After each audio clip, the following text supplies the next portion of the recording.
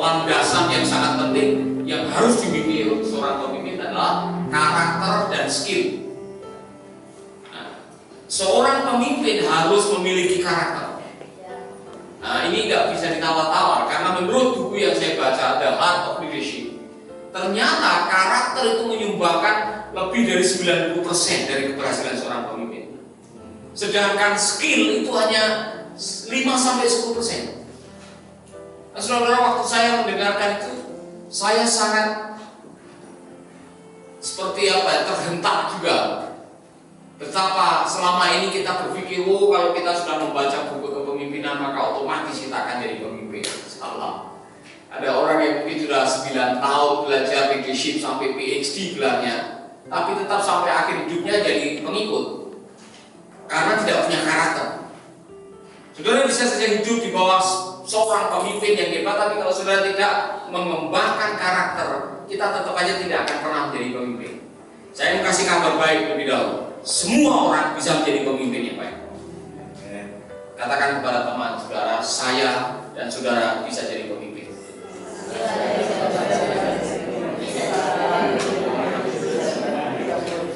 Saya bisa menjadi pemimpin. Amin.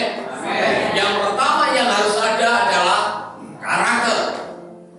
Dalam buku itu digambarkan seperti gunung es. Gunung es itu biasanya yang kelihatan itu hanya sepuh-sepuhnya. Yang di bawah laut, yang di bawah air itu 90%-nya. Nah, karakter saudara itu seperti yang tidak kelihatan, yang ada di dalam air. Sedangkan kemampuan bicara, kemampuan manajemen, kemampuan untuk membuat atau menyampaikan visi misi dan sebagainya itu ada yang 10% yang kelihatan. Tapi mengenai kejujuran, integritas, keuletan itu tidak kelihatan.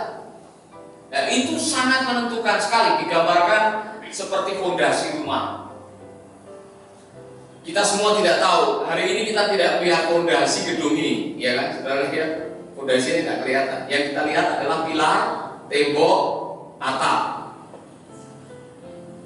Kekuatan daripada pilar, tembok, dan atap sangat tergantung dari yang tidak kelihatan, yaitu fondasi dari bangunan ini. Ya. Saya sempat lihat waktu membangun bangunan ini, dan arsiteknya mengatakan, Pak, fondasi bangunan ini bisa untuk 4 tingkat. Artinya betapa kuatnya bangunan yang saudara sedang ada di dalamnya. Amin. Nah, di dalam kepemimpinan, karakter saudara adalah fondasi. Jadi kalau fondasi saudara tidak kuat, tidak jujur, tidak ulet, tidak rajin, tidak sabar, tidak tahan banting dalam pelayanan saudara, suatu saat walaupun saudara pintar berkhotbah, hebat dalam melakukan sesuatu dalam dunia bisnis misalkan, pintar cari uang, suatu saat itu bisa berguguran dan roboh karena karakternya tidak. Wah, saudara mungkin sudah melihat ada banyak orang yang sering tampil televisi, dia menjadi selebritis atau menjadi politisi yang ternama, tiba-tiba sudah tidak ada beritanya sekarang. Saudara tahu mereka dari mana? Cipinang. Di penjara Cipinang. Mengapa mereka masuk ke penjara dan tidak terdengar lagi gaung suaranya? Karena karakter. Ya kan? Tidak jujur, tersangkut korupsi dan sebagainya.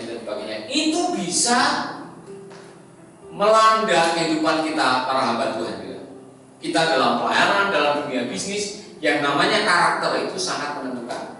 Mungkin sudah bertanya, Pak, saya sudah jujur, saya sudah ulet, saya sudah tabah, saya berani menderita, kok masih belum jadi pemimpin? Ternyata masih ada 4 lagi yang harus saudara miliki, atau 5 hal yang harus dimiliki dan selalu dimiliki oleh seorang pemimpin. Seorang pemimpin memiliki 5 traits ini atau 5 hal yang kalau dihafalkan dengan huruf H, H-E-A-R-T, heart. 5 ini harus ada di dalam diri setiap pemimpin. Di atas fondasi karakter, di atas skill yang sudah saudara miliki.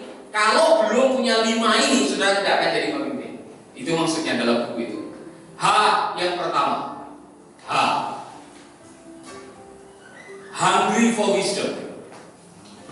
Ciri seorang pemimpin yang berhasil adalah orang yang lapar akan hikmat, lapar akan kebenaran, lapar akan pelajaran, selalu mau belajar.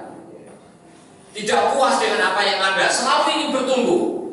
Orang yang menjadi pemimpin biasanya mereka haus pertumbuhan dan tidak menyukai status quo, tidak menyukai yang namanya plateau, tidak menyukai apa yang namanya yang sedang-sedang saja.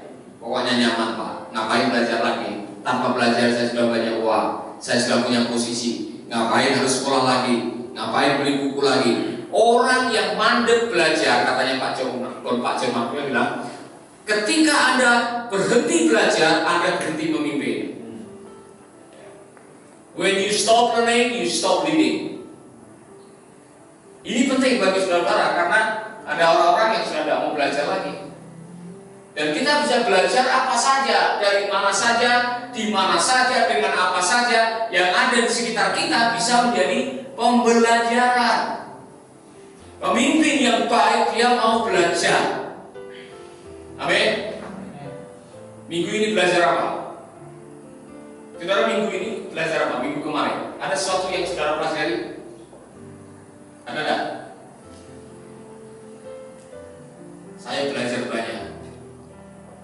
Berjalan berdua itu berkatnya lebih banyak.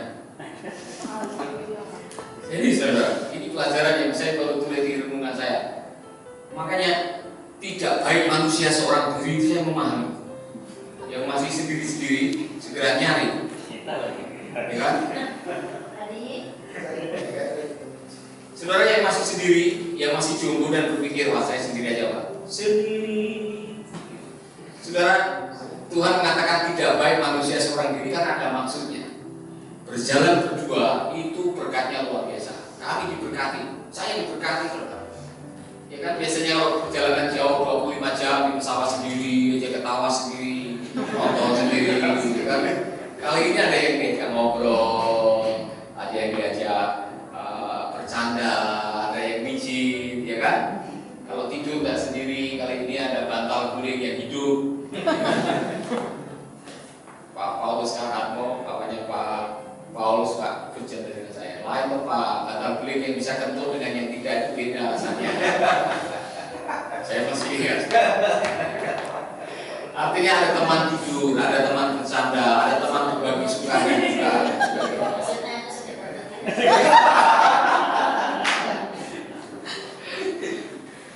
Ada pelajaran yang luar biasa. Saya merenungkan betapa luar biasanya. Kami di jalan itu hampir setiap hari 300 kilo, 3 jam di perjalanan naik mobil dan sebagainya. Tapi karena ada istri, ada teman, ada orang yang menemani, akhirnya kita bisa melalui dengan senang, dengan luar biasa. Itu pelajaran. Kemanapun kita pergi di dalam perjalanan hidup ini, di tengah jalan kita bisa menuai atau memetik pelajaran kehidupan di sekitar hidup kita. Kalau kita mau jeli, Tuhan Yesus bisa pakai apa saja dalam perjalanan untuk mengajarkan kebenaran. Ya lihat bunga bakung diajarkan, jangan khawatir, lihat tuh bunga bakung nggak pernah pergi ke salon, dia selalu cantik, ya kan?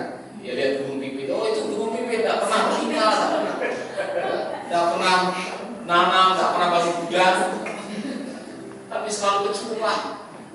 Yang merasa ada pohon ara yang nggak berbuah itu dikutuki, kemudian dia belajar. Semua yang ada dalam perjalanan hidup ini bisa dipakai untuk belajar. Amin. Belajar. Saya tadi malam beli roti di tempatnya Rian. Saya belajar sesuatu di situ. Ada pelajaran yang luar biasa. Itu tempat untuk menjaring jiwa sebetulnya. Karena ada orang-orang yang datang, ya kan, ada orang yang ngantri, nunggu dan sebagainya. Saya bilang, kau ambil navigator, taruh setel, pasti orang penasaran. Apa itu? Terus kasih orang di sampingnya. Ya sudah dikasih tuh. Berterima kasih dari. Berterima kasih. Itu kesempatan. Jadi saudara, apa saja bisa menjadi sarana belajar. Amin. Apa saja. Apa yang ada di depan kita, pemimpin yang baik yang mau belajar apa saja. Karena kita masih perlu belajar. Semakin kita belajar, semakin kita tahu bahwa kita tidak tahu. Ada kerombong Pak, siapa mau belajar? Ya kan? Kesempatan yang luar biasa, nanti diberesin itu semua kelengkapan yang lain. Belajar. Saya dulu belajar jual tahu campur, belajar jual jamu, belajar jual tas Alkitab. Saya belajar pernah keliling bawa tas jualan mercon. Saya pernah, saudara. Tidak ada masalah. Belajar. Dalam hidup ini, kalau saudara mau belajar, saudara akan mendapatkan hikmat yang luar biasa. Hungry for wisdom. E-nya apa? Expect the best. Seorang pemimpin, ini the heart of leaders. Yang kedua, selalu mengharapkan yang terbaik dalam hidup dan selalu berusaha melakukan yang terbaik dalam hidup. Coba cek hidup saudara. Dalam setiap hal, baik di rumah, di pelayanan, di pekerjaan, di kamar mandi, di tempat tidur, berusaha melakukan yang terbaik atau tidak dalam hidup saudara dan mengharapkan yang terbaik. Kalau saudara tidak punya sebuah ambisi untuk melakukan yang terbaik dan berusaha yang terbaik dan mengharapkan yang terbaik, saudara mungkin tidak masuk dalam kualifikasi seorang pemimpin. Asal-asalan, asal mandi, asal tidur, asal kawin, asal kerja. Orang yang serba asal-asalan, berkatnya asal-asalan. Bilang sama teman saudara, jangan asal-asalan.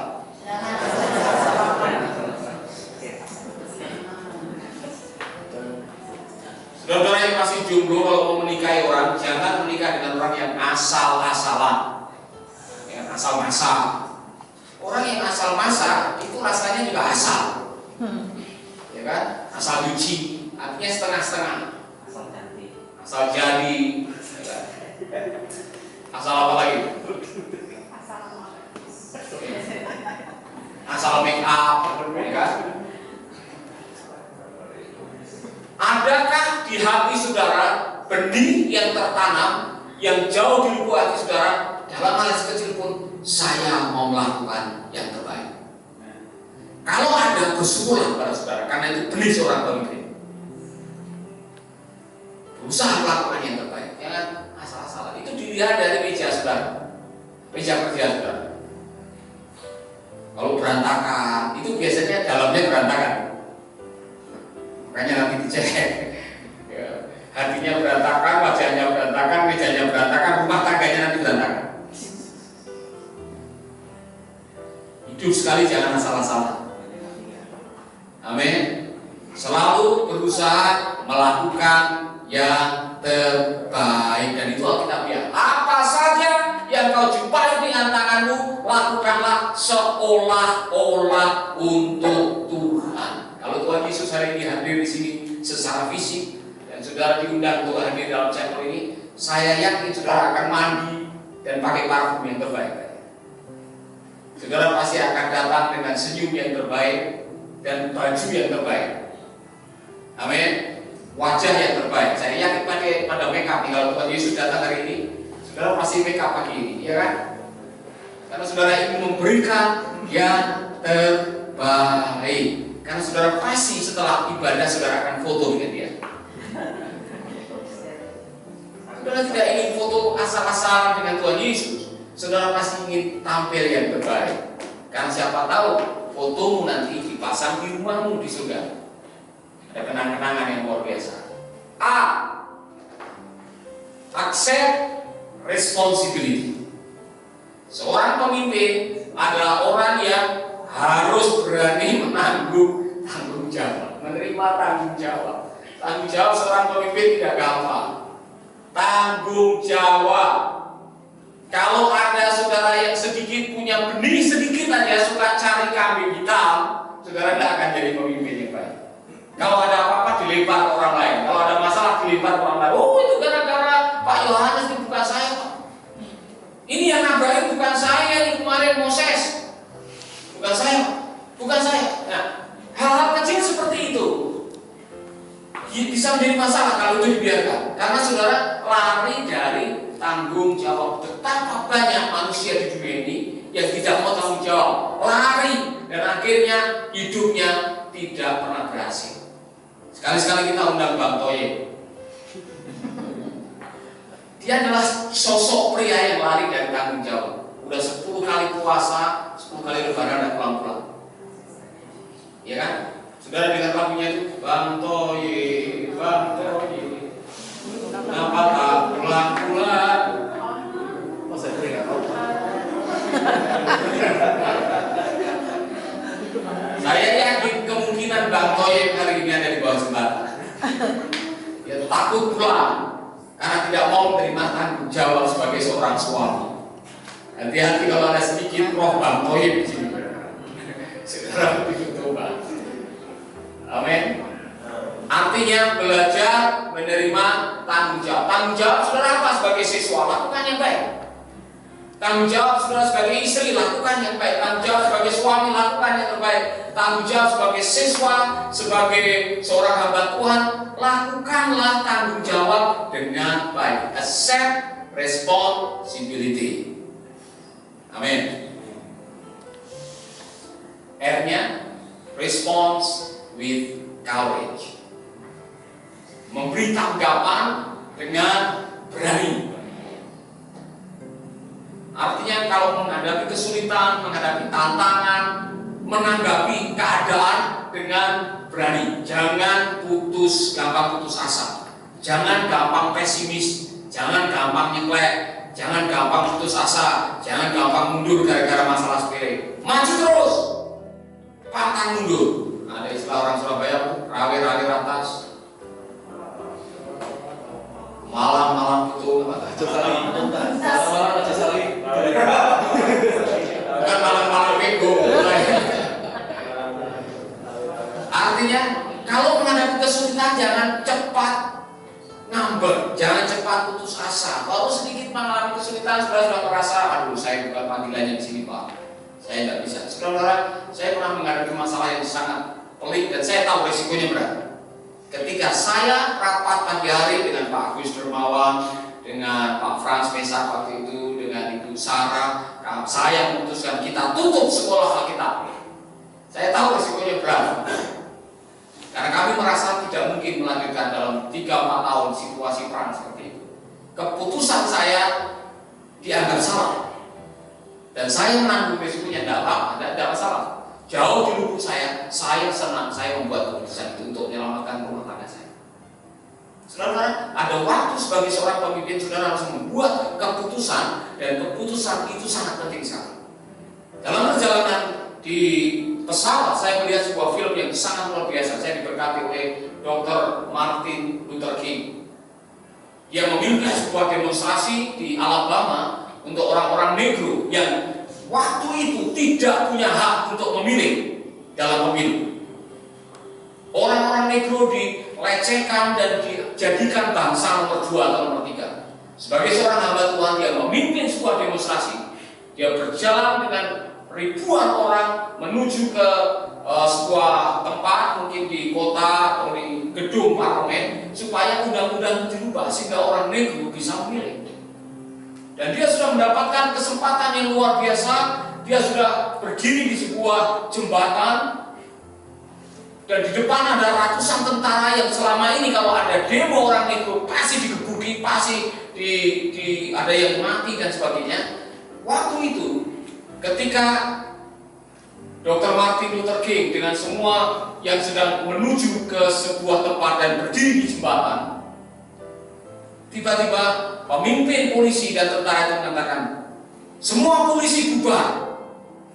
Nah, sebetulnya dia punya kesempatan untuk melanjutkan demonstrasi. Pada waktu melihat semua polisi bubar, tiba-tiba dia bersujud, dia berdoa.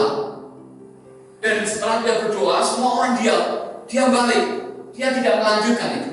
Dan semua mengatakan, Dr. Martin Luther King, kita sudah siap, sebentar lagi kita akan sampai gedung parlemen, kita bisa protes dan mengubah undang-undang.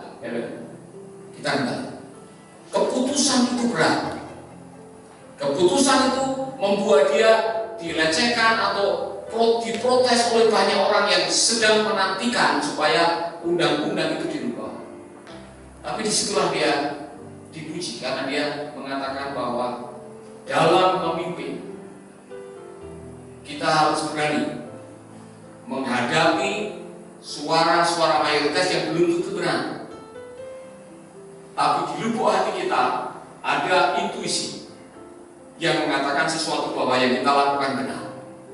Waktu dia kembali, dia mengambil langkah yang benar. Karena dia tahu polisi bubar itu adalah jebakan. Sebab kalau mereka lanjut, polisi akan dikerahkan, mereka akan terkepung. Banyak yang akan terluka. Nah, saudara-saudara, dia begitu berani. Dan akhirnya dia mendatangi presiden, dan dia bicara dengan presiden, dia berani ngomong dengan presiden, dia mengambil risiko. Dia ditahan. Tapi hasilnya adalah dia protes di gedung depan gedung presiden lebih besar lagi dan berhasil menggulkan perubahan undang-undang sehingga orang negro sampai hari ini bisa memilih seperti orang kulit putih karena protes yang dipimpin oleh seorang pemimpin yang berani, Dr. Martin Luther King. Lihat filmnya, judulnya Salma. Ada filmnya, saudara bisa lihat.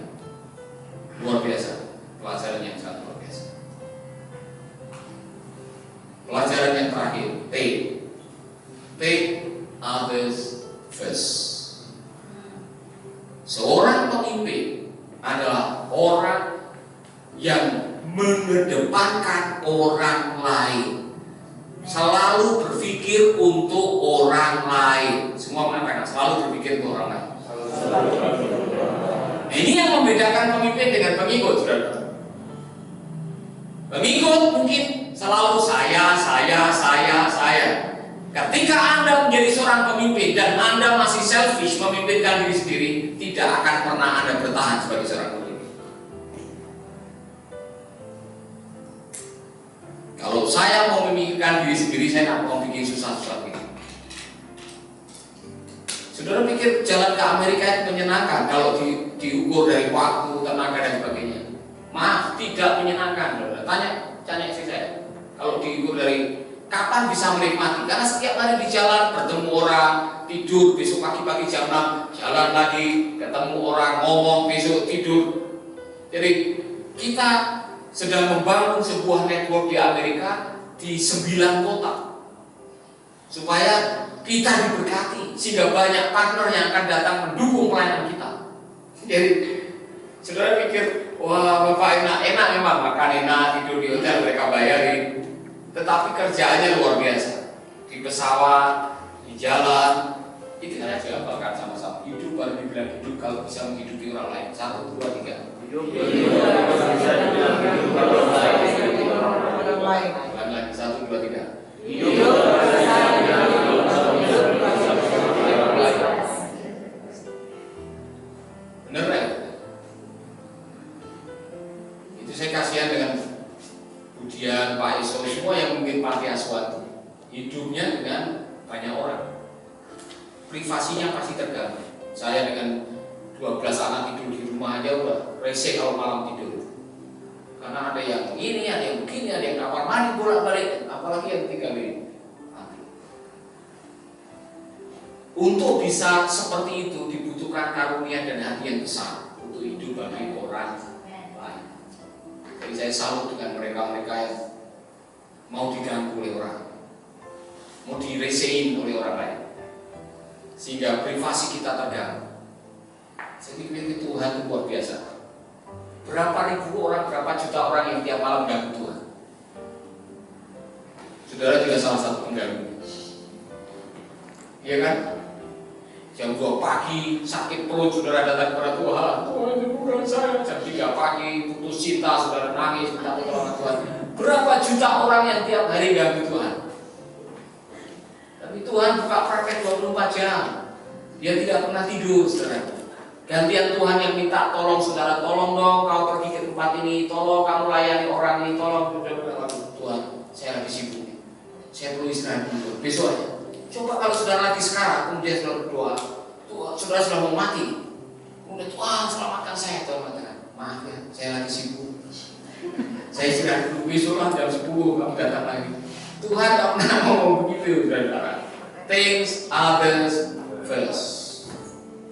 Pikir orang lain dulu, jangan ego